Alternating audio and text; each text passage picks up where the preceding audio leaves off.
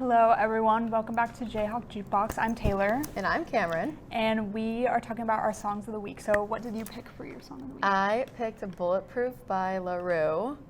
I picked it because honestly I'm out of music this month, and you know, I feel like throwbacks are just a good genre to throw on, and honestly I thrived when this song came out. I was like 10. Yeah. Middle school vibes. So I like that, like electric, like smash pop.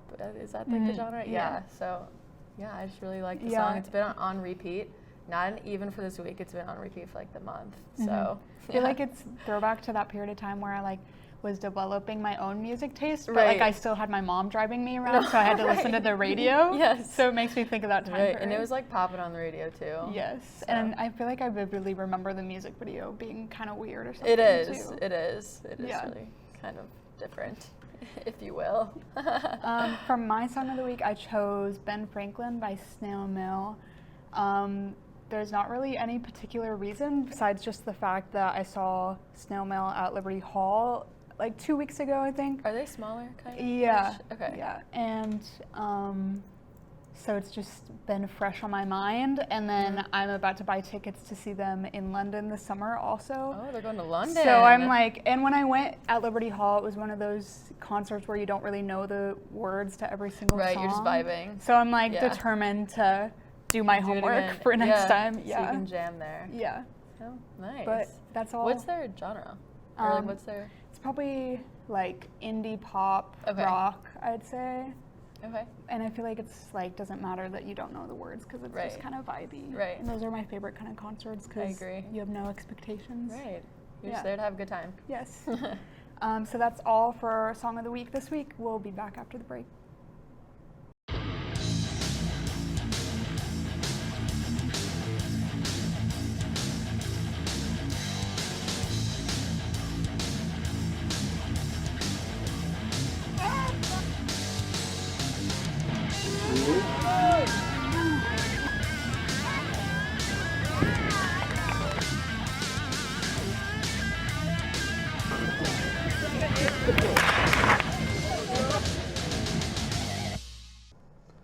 Welcome to JayhawkJukebox and a very special interview today. We have local Kansas City jazz musician Ken Lovern with us today. Appreciate you coming on the show. Oh, thank you for having me, Nathan. I appreciate you. Yeah. So my first question is I want to ask about your background. Just how did you get introduced to music, you know, from your childhood, and how did you kind of sparkle into the jazz musician you are today? Well, when I was growing up, I was born in '65. And so there was AM radio, and there was a station in Kansas City, WHB, and they played all styles of music. And so I would hear, Marvin Gaye. I would hear Glenn Campbell.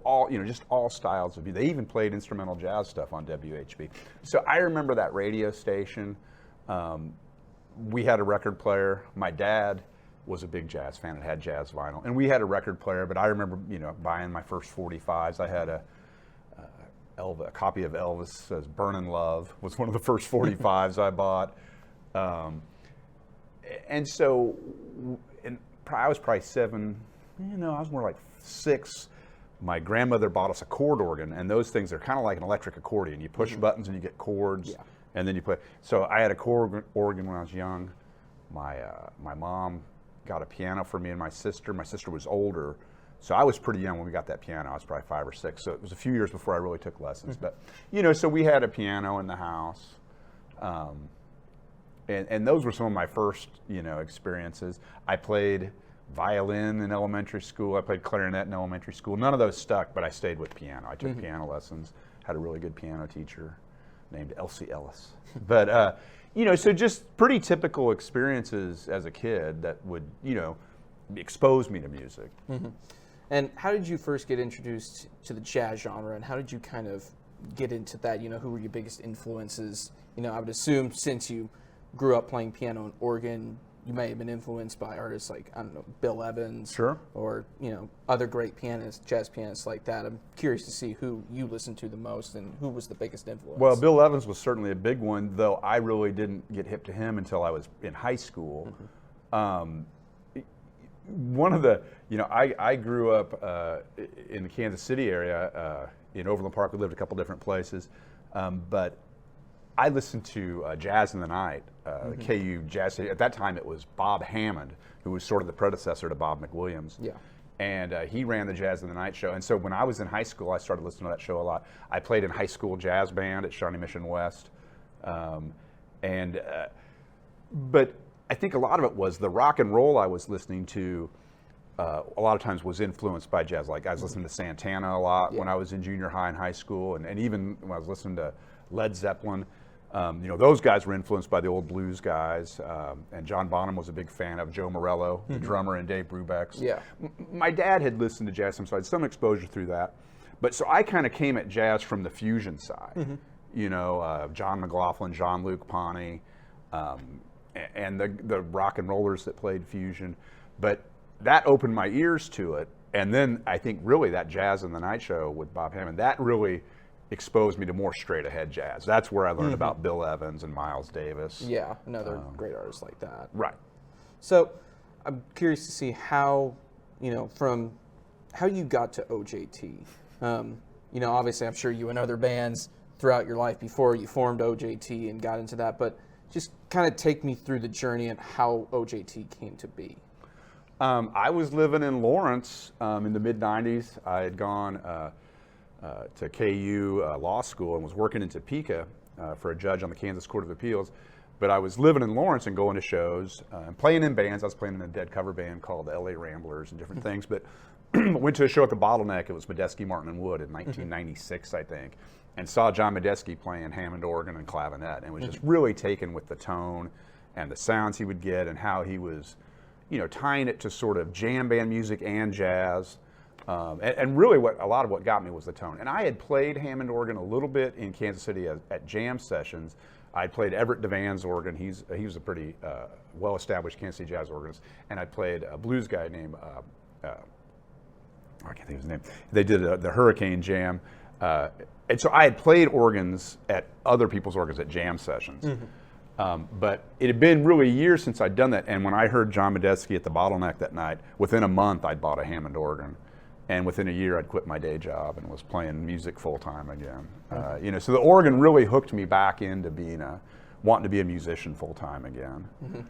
So kind of explain what type of music OJT plays. It's a trio, obviously, organ, guitar, drums. You can just kind of talk a little bit about, what style you guys tend to play most of the time, who your other band members are, and just kind of explain what OJT does. Okay. And OJT is sort of a traditional organ jazz trio, which is Hammond organ, guitar, and drums. And one of the unique things about an organ jazz group is the organ player plays the bass. And so you use your left hand and your left foot together to articulate the bass lines. And the left hand kind of sustains the bass lines, and with your left foot you hit the note and get off. And that's how you get it to kind of drive, and it's like a plectrum effect of picking a bass. So that's the organ. The guitar plays chords and melodies and solos, and then you've got a drummer. So that's the typical organ trio. Sometimes that band would also have a tenor sax. That would be a very typical quartet.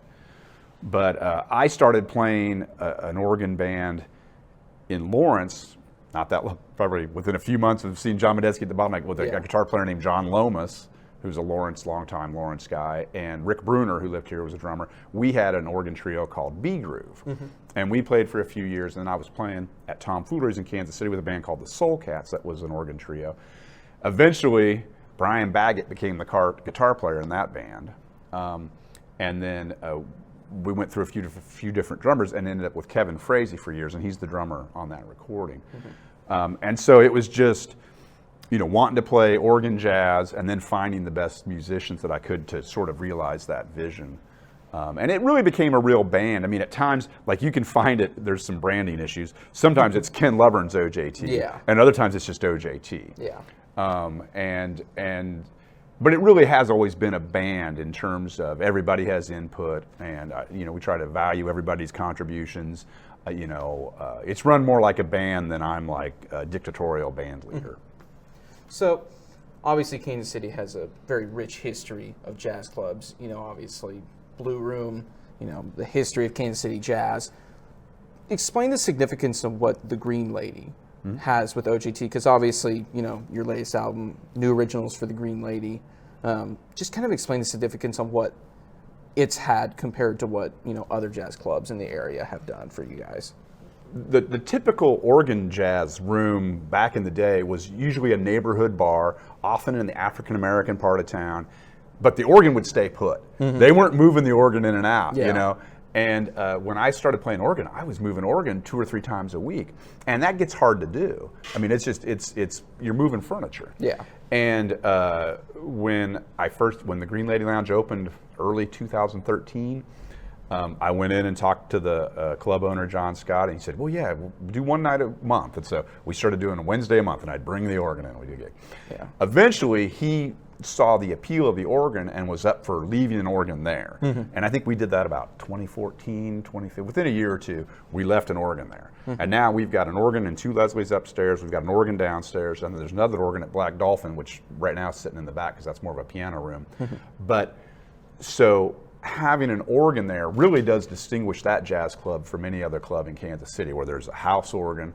So, you know, and there are some groups that are guitar-based drums that aren't organ groups that play at Green Lady. But the majority of the groups are organ groups. I'm there Wednesday through Saturday with OJT, and on Thursdays it's Guitar Elation.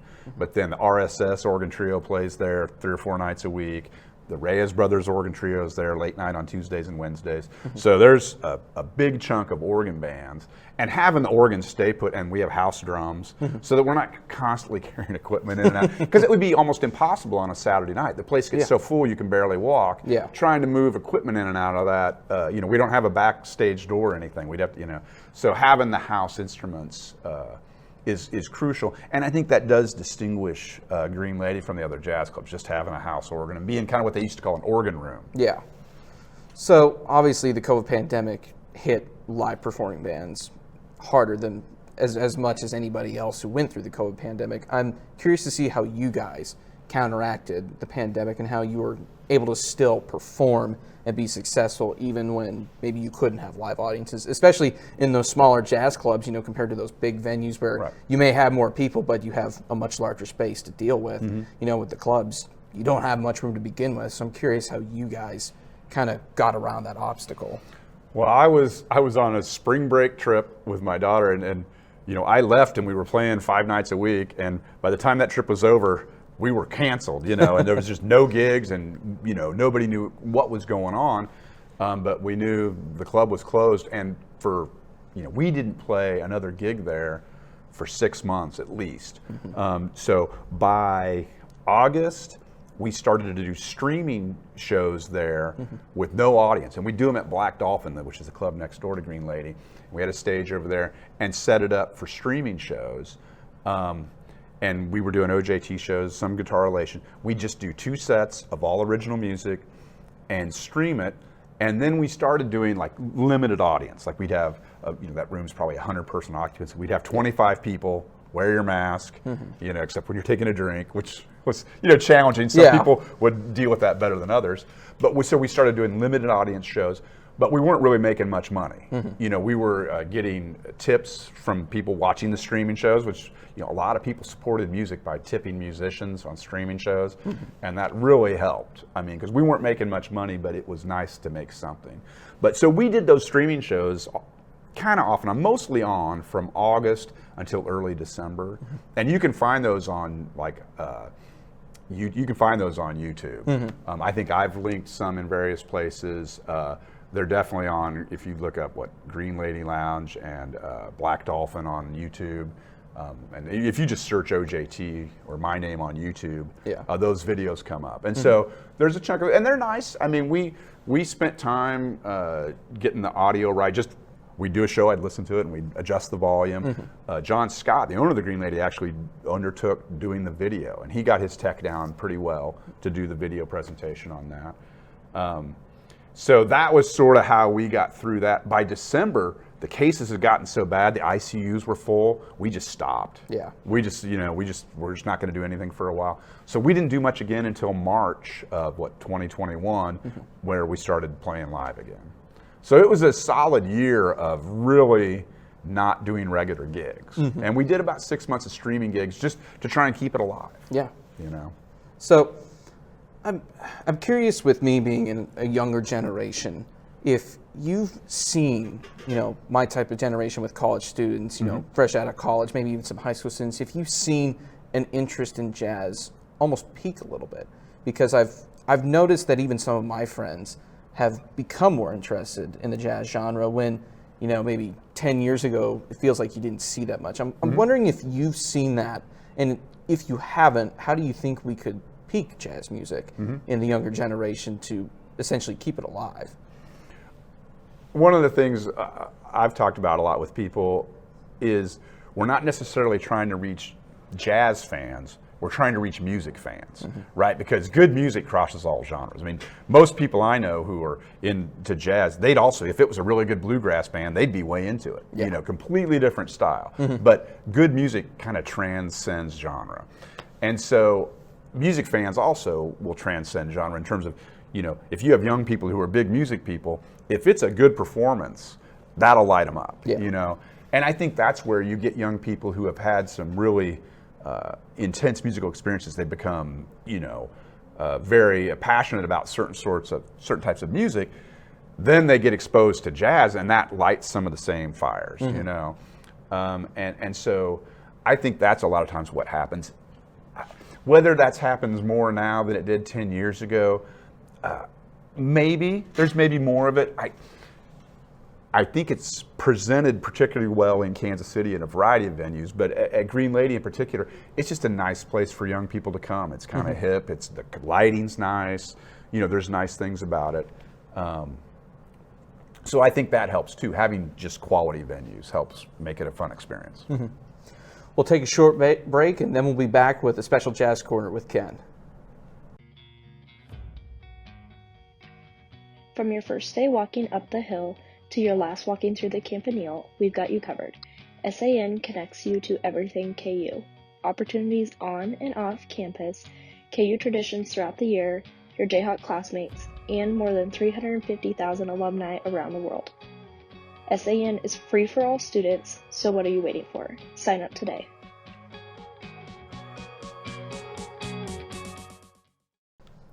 Welcome back to the Jazz Corner, and again with us is Ken Lovern, and we've got new originals from the Green Lady. This is your most recent album, correct?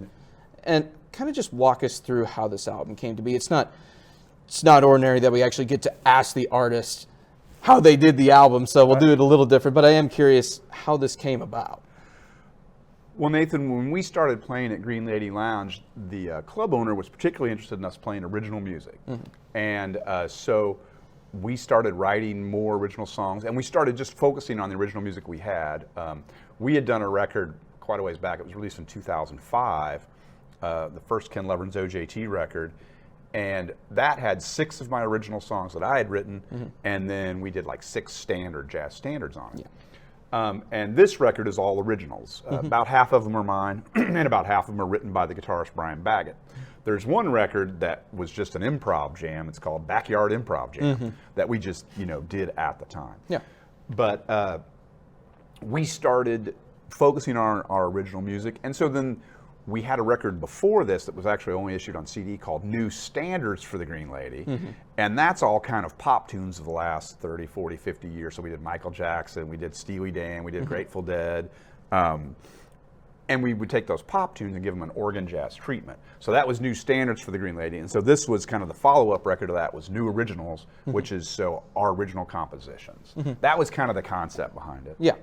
So you said you composed about half on here. I'm kind of curious what your favorite original on here to play was, whether it be yours or another one that wasn't directly composed by you. I'm always curious, when you get these songs, like just Billy Joel, for example, has his favorites that he likes to play, like Vienna or Scenes from an Italian Restaurant off The Stranger. What are your favorites to play off of here? The one that we still play a lot that I think it's a fairly unique tune is Lamb and I, and it's track 1, and it's inspired by that Belize, and it's an ancient Mayan site in Belize called Lamb and I, where they have pyramids and they have a ball field where they play this game that's kind of like soccer. And it's super cool. And so Lamb and I is a tune. It's in 6/8, which is a little different from a typical 4/4 jazz swing. And then the jam session is The jam section where we do solos is a measure of 6 and then a measure of 5 and then a measure of 6, which is kind of like the jam and whipping post. But so it's kind of a unique tune like that. That's my favorite of the tunes I wrote on that. When we were mixing this record, when we were working on it, we had tracked this at my home studio, and we had done multiple takes of all these tunes, trying to we wanted to get the best take. Yeah. And when I was listening to it, I could kind of hear us trying. It sounds like we're really trying, and that's not necessarily the sound I was going for. And that was where the backyard improv jam came from. It's like, okay, we've been trying to get a good take of this tune now for a couple of takes. Let's just play. Let's not play a tune. We'll just do an improv. And that's kind of was my favorite song while I was working on it, because we weren't really trying to do anything. We were just playing, improvising in a group improv, and it worked out. So those were kind of my two favorites, I guess. And I kind of want to talk about Backyard Improv Jam for a little bit, because you have all these great musicians who can just jam on a dime. Just a story that comes out of my head is when ZZ Top first had Dusty Hill on bass. They jammed for like 2 hours straight, and I'm just kind of curious if jamming for musicians really, I guess, almost stirs the creative pot a little bit. You get a little bit of style from everybody, and how maybe that turns into other things. I'm just curious, like, how jams, first of all, come together, and second, how much they possibly lead to other compositions. I think when musicians are playing a prepared piece of music and you know what you're going to play, you can play it and you can be in the moment and really be present, but you could also kind of be on autopilot and just be, oh, this is the way I know how this song goes. But when you're improvising something that's in the moment and nobody really knows what's going to happen next, it puts you right in the moment. Yeah. Everybody's right there because you're creating it as you go, and you don't know what the other person's going to play. And so I think that thing of putting everybody in the moment and also kind of creating this group consciousness where the three people doing it kind of becomes one mind. It's like we're all functioning together, and so you achieve this group consciousness, which is, I think, most improvised music, if it's on a high level, gets to that to some degree. So that's, I think, some of the things that appeal to me about that sort of jamming, where there's no real set form for that backyard improv jam. It just was made up. There's also jamming you can do over set forms that can be different degrees of improvisation. I do think doing those kind of jams, a lot of people have done this. Miles Davis, Tio Macero did this for Miles, where they do long jams, and Tio would just take 5 minutes out of it. Yeah. Or if in a silent way, they put one thing at the beginning and then it's at the end again, right? They use a tape trick. Back then, they cut the tape or whatever. Yeah. So I think that is useful to have jams, and then you listen back for the good parts and create a song out of that. So kind of one of my last questions is that, obviously this isn't the first record you've ever worked on before. I don't know how many exactly you've worked on, whether it be with OJT or other groups. Where does this rank for you in terms of albums that you're most proud of and most fun you've had working on? It's near the top. I mean, the Backyard Improv Jam, in terms of being fun and doing it, is really there. And I think all the tunes on all the tunes on this record appeal to me. I really like the Guitar Elation record we did after this was a live record. And that's kind of different in that when you do a live record, like when we did New Originals, we would do multiple takes of these tunes, trying to get that magic take. Yeah. Well, when we did the Guitar Elation, we had one take of each tune, maybe two if we did a song again later that night. Yeah. So that's a little bit different, just a different process. I do like live jazz records. A studio jazz record is sort of a little weird in that you're taking an art form that's basically meant to be played in front of people, and now you're playing it in the studio. And you're generally not overdubbing or doing studio tricks. You're just playing it like you'd play it live, but just there's nobody there.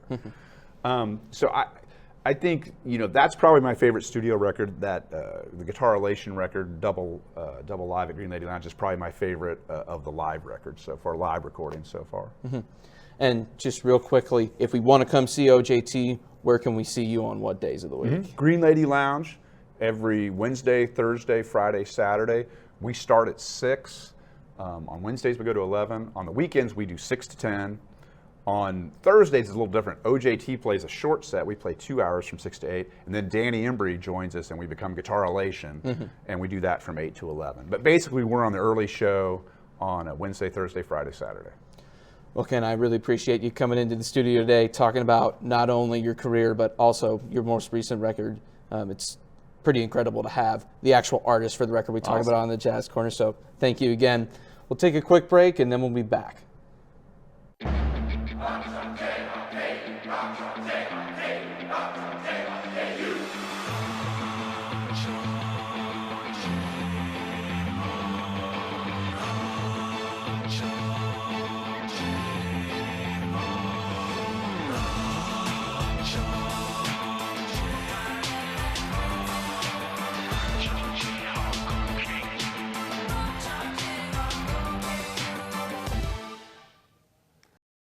Welcome to This Week in Jazz Music, a segment where we look back on events throughout the history of jazz music. I'm Graham. And I am John. In 1917, Ella Fitzgerald was born in Newport News, Virginia. She was an American jazz singer, sometimes referred to as the First Lady of Song, Queen of Jazz, and Lady Ella. In 1923, Louis Armstrong recorded his first studio recordings with King Oliver. These early recordings were true acoustic. The band played directly into a large funnel connected directly to the needle, making the groove in the master recording. In 1939, Billie Holiday recorded her song Strange Fruit, a song based off of Abel Meeropol's poem about lynching. It remained her repertoire for 20 years. Also in 1939, Charles Parker moved to New York City from Kansas City to pursue a career in music. Parker was an American jazz saxophonist and composer. In 1948, Miles Davis went on tour with Parker's Quintet in Chicago and Detroit. Davis returned to New York City later that year and joined the Jazz at the Philharmonic Tour, including a stop in St. Louis. In 1977, Mary Lou Williams had a two-way piano performance with pianist Cecil Taylor at Carnegie Hall. Despite onstage tensions between Williams and Taylor, their performance was released on a live album titled Embrace. In 1984, Count Basie died in Hollywood, Florida at the age of 79 of pancreatic cancer. He was known as an American jazz pianist, organist, band leader, and composer. In 2008, United States Secretary of State Condoleezza Rice presented American jazz pianist and composer Dave Brubeck with the Benjamin Franklin Award for Public Diplomacy for offering an American vision of hope, opportunity, and freedom through his music. In 2016, Shabaka Hutchings received a Mercury Prize nomination for his debut album, Chanel the Spirits. He created the album with The Comet Is Coming, a London-based trio. And this year, 2022, Tony Bennett broke a Guinness World Records title with his release Love for Sale with Lady Gaga for being the oldest person to release an album of new material at the age of 95 years and 60 days. And it looks like that concludes This Week in Jazz Music. Be sure to tune in next week at 4:30 and follow us on our socials on Twitter at JayhawkJukebox and on our Instagram at JayhawkJukebox. Have a great weekend, and we'll see you next week.